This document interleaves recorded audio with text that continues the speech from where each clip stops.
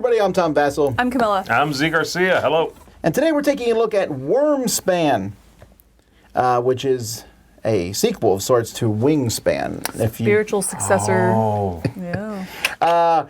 So this game is designed by Connie Vogelman and then developed by Elizabeth Hargrave. It's based on Wingspan, just in case you didn't know that, the name and everything. But if I was given this game and someone said, what's that like? I'd be like, this is really like Wingspan. It's still fairly different, though. Mm-hmm.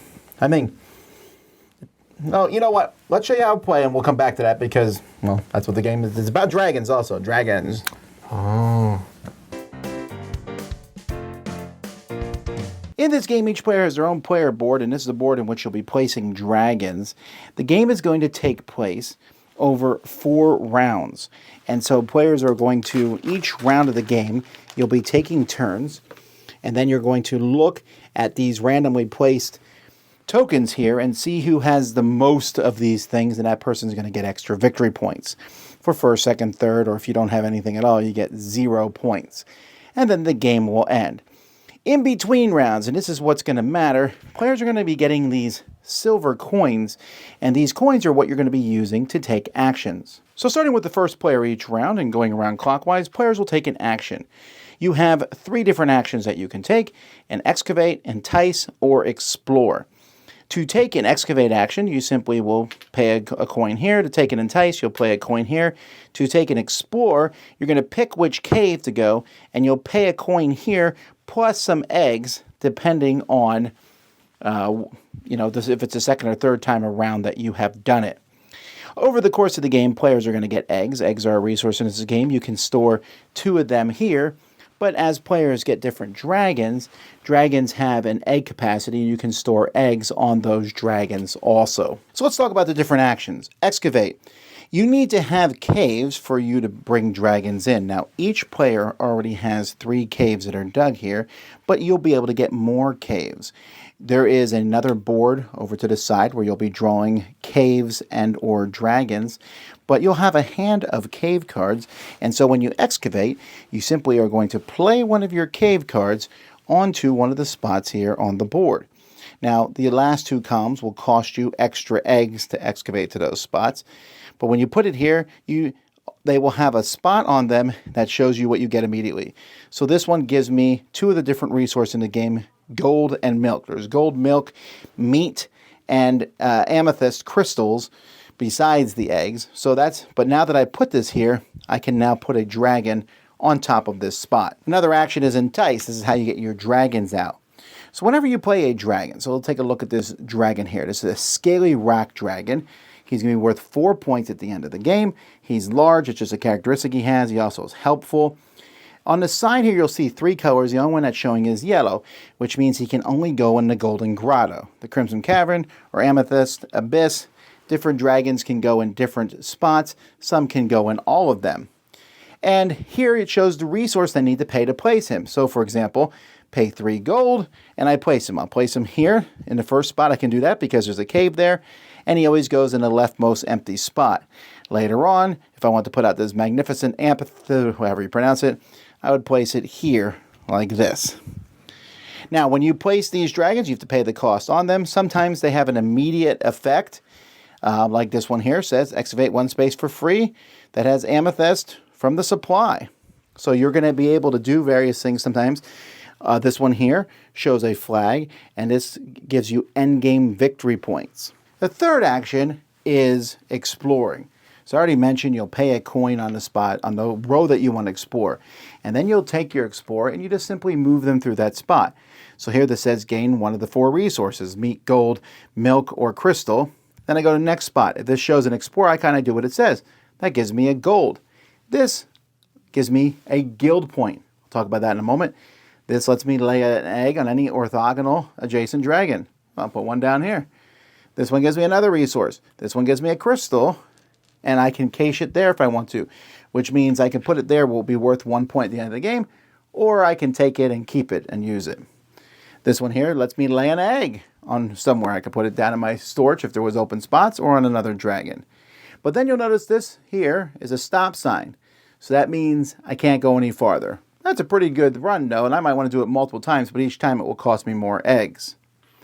Some dragons are hatchlings, and you'll see when you explore them, you do something like this one says tuck a card from your hand here. So you just put a card from your hand underneath it like this. Anytime I tuck a card there, I get a milk.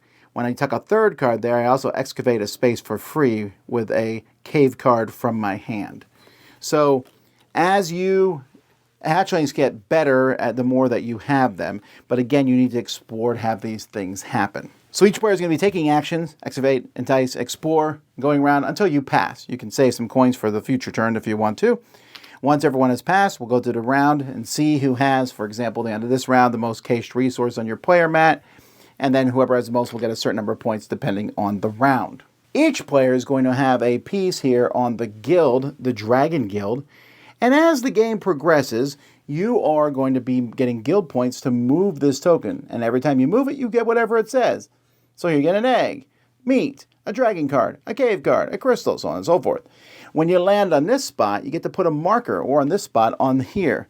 You can have up to 4 markers on this spot. Some of them just might be worth victory points. Others, this gives me a silver coin and 2 eggs. This lets me pay 2 eggs and play a dragon for free. Now this is the Plains Guild. It's for 4 to 5 players. It has 2 different sides, but there are different guilds that you can put here so that you can have different things happening from game to game. So this is a major feature here, and it will affect your main board. At the end of the game, players are going to be taking all the points from their dragons, plus eggs are worth a point. Cached resources are a point. Cards that you've tucked are worth points. And there may be other ways to get points, and you get the points from those different, there's endgame dragon points and things like that.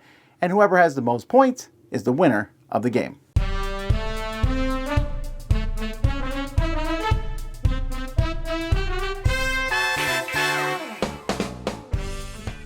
So what do you think about the components of the game? Besides yelling at me, I need to upgrade them. Yeah, I don't like I think the components are fine. I don't have any problems with them. I mean, I don't love the cardboard for resources, but that's a personal preference. You know, I think it was quality cardboard. I didn't have a problem with any of the components. Pretty hefty game, despite all that. It's interesting. One thing component-wise, and I guess this is component-wise, is the little cards that go out on the board. They look interesting, and they have kind of colors and what have you. They have a little power, but then you cover them up with a big card. And then if you have to tuck any cards underneath that, so I get why they have to be the short card so that you can see the stop symbol below it. Yeah. And I kind of wish there was a better solution for that. That's the only thing I can say. That's a component sort of annoyance. The tokens being tokens makes sense. You know, there will be upgrades. Don't worry. If you want to upgrade this game, those things will he's already exist. selling an upgrade pack online. Yeah. Oh, really? It's not good enough. I need Of course not. Yeah. No, you need it to be Not up. You need to upgrade the upgrades. What did y'all think about the art? I'm not a fan.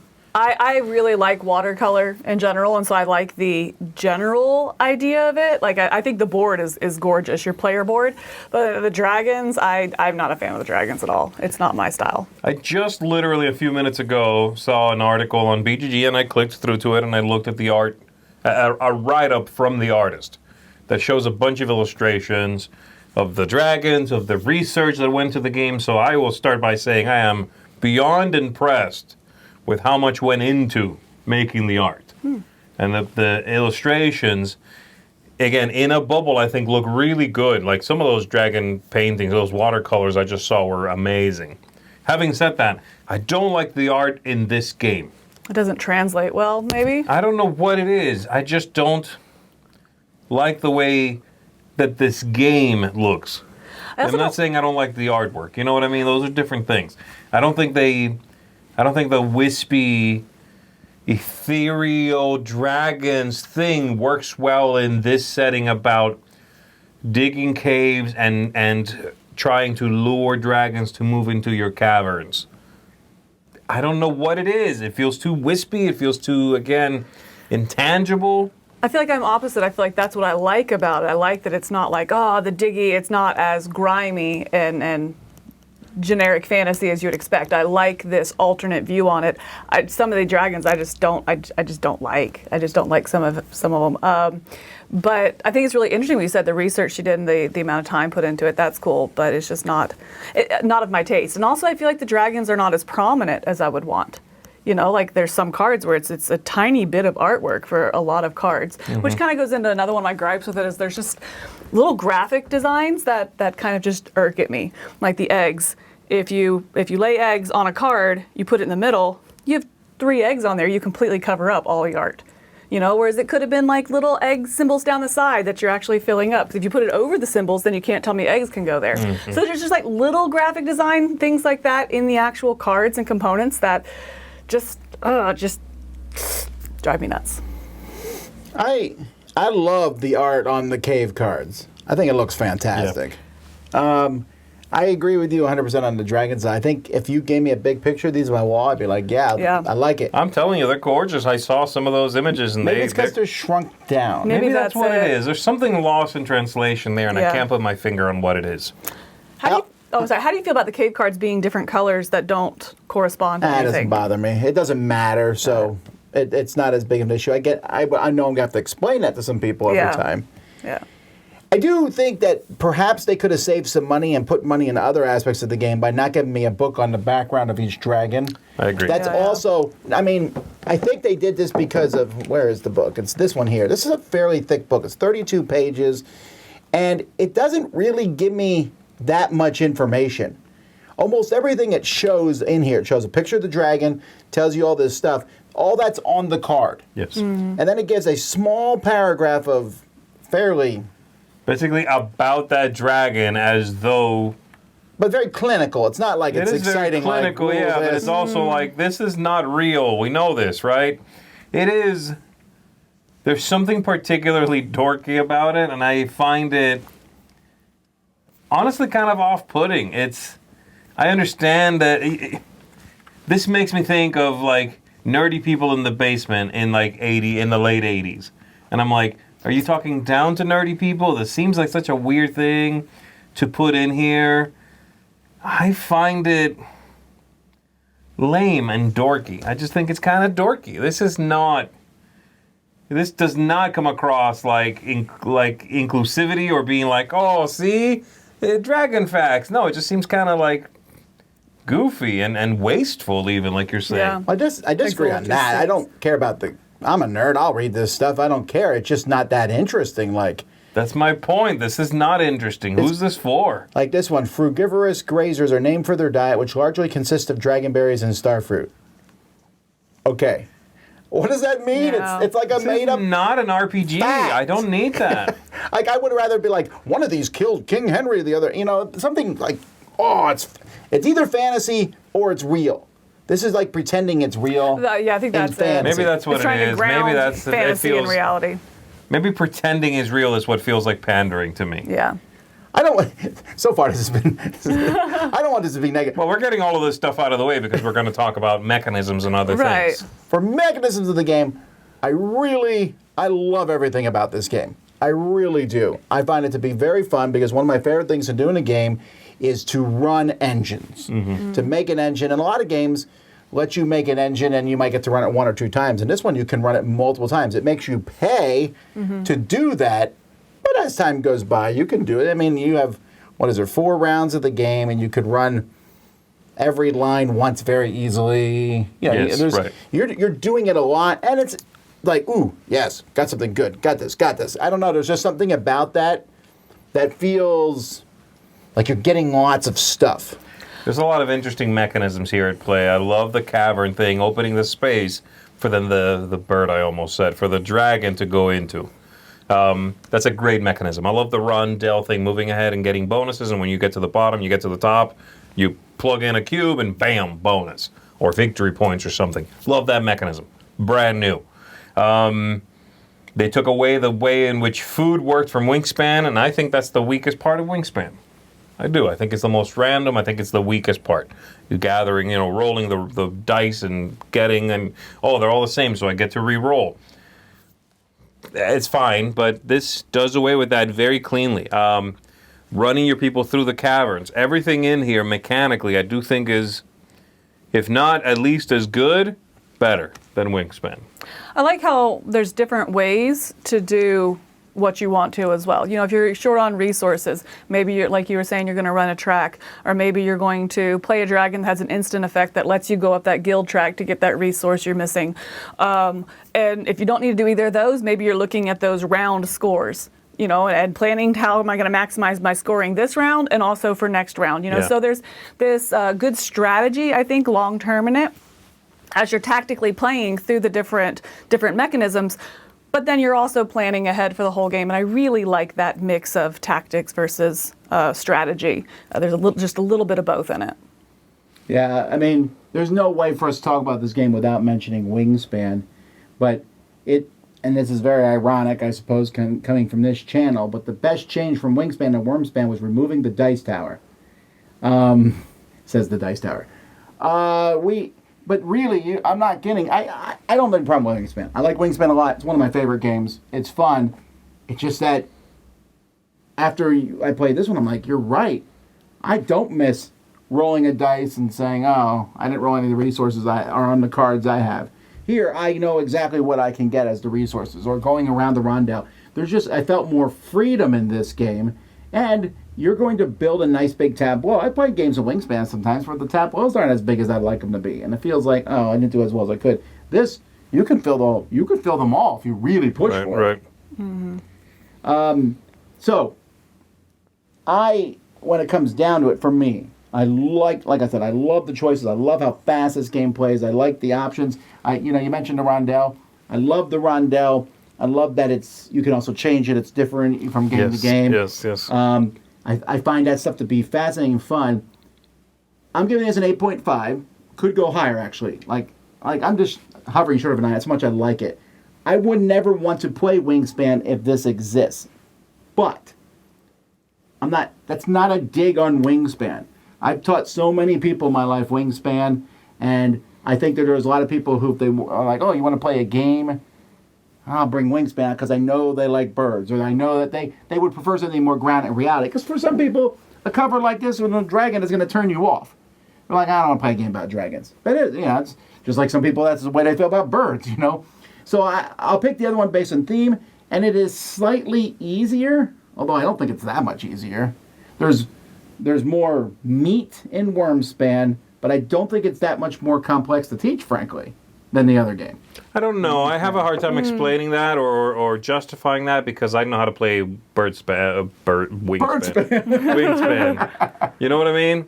Like, I don't know how hard this is because when I was taught it, I knew 68% of it. You know what I mean? Yeah. That's tricky. I don't know. If I taught somebody like who never played Wingspan, I wonder. I don't know. So I've played Wyrmspan a couple times. I'm not a huge fan of it. And I didn't have any problems learning this. Like, I didn't not, I mean, it's probably been a year and a half, maybe 2 years since I've played Wyrmspan, and which means I don't remember it at all, mechanism-wise to compare to, and I didn't have any problem with this at all. I feel like the teach, like, by my first turn, it's like, okay, got it. I didn't have any questions. Yeah, I really. taught both to people over the past 6 months, and I just don't think there's that many more rules in this. I think there's different rules. Mm-hmm. And I don't explain the tower and the dice and that. There's some things you don't have to explain, I don't have right? to explain what the numbers on the bottom of the card mean because there's 16% of these things, and that you're going to have fewer cubes this game, which, by the way, I like that this game does not reduce your actions over. Yes. And the coins as actions is a great thing because if you spend a coin on a dragon, that dragon better be special. Because I have an action. Because you have. But also getting extra coins, like, I got more actions. I don't know. I love that whole thing. That's good. So anyway, for me, 8.5, very, very enjoyable game. I like it a lot. I'm coming in at a 7.5. Like I said, I mean, Wyrmspan I find perfectly fine. If someone wants to play, I'll go through the motions with them. But I'm not ever enticed to play it. I like this one a little bit more. I never felt very pulled into the decision process. You know, mechanically, I really liked what was happening. I liked kind of trying to balance out when to go up the guild versus when to run the person versus keeping in mind the goals. But at the end of the day, were so kind of obvious what to do. It's like, oh, these 2 cards, that one goes with that one. Okay, I'll play that. I'm a resource short. I get it there. Boom, done. It was like very quick turns, which is usually a really good thing, but I just kind of found it bland. Like there wasn't really anything interesting. So 7.5, because if somebody wants to play this, absolutely, I have no problems with it. I'll enjoy that 30, 40 minutes. But it's probably not one that I'm going to, I want to play this. This is the game. Oh, you like dragons? Oh, let me show you the game. It's not really going to be that for me. I think it's 90 minutes. 40 would be a really short game, I think. I guess like 2-player, Oh, yeah. I'm coming in between you guys at an 8, actually, and the things holding it back for me are, well, kind of what I think they're selling this game on. It's dragons. It's like Wyrmspan, but none of those silly bird things. Worms and dragon folk and like, who cares? I hate that stuff. It does, like, everything you were saying about, like, I can see people not liking this cover right here. I don't care for the cover. I don't care for a game this steeped in dragons, and I will avoid playing with that person who's like, I love dragons. I'm like, there's a game over there you should try. Bye. Yeah. Like, I'll play with you. That's me. I'm sorry. I don't care for this, like, incredibly in-depth, beyond sort of like steeped in like, oh my gosh, dragons. Yeah, like I can see people dressing up to play this game. I don't want to play. No, what are you talking about? I'm talking about nerds dressing up like dragons. Okay, That's what I'm talking about. Anyway, I really like this game. Mechanically, I think it is a great improvement, actually, on something that came before. And I like Wyrmspan. I think mechanically this is very robust, and I wish it was a different theme. Well, I love the theme. I really... Anyhow, that's Wyrmspan. I'm calling it Wyrmspan. Check it out. It's going to be everywhere, so you'll be able to find it You'll very play easily. it. Yeah. I'm Tom. I'm Camilla. I'm Zee. And this is Wyrmspan.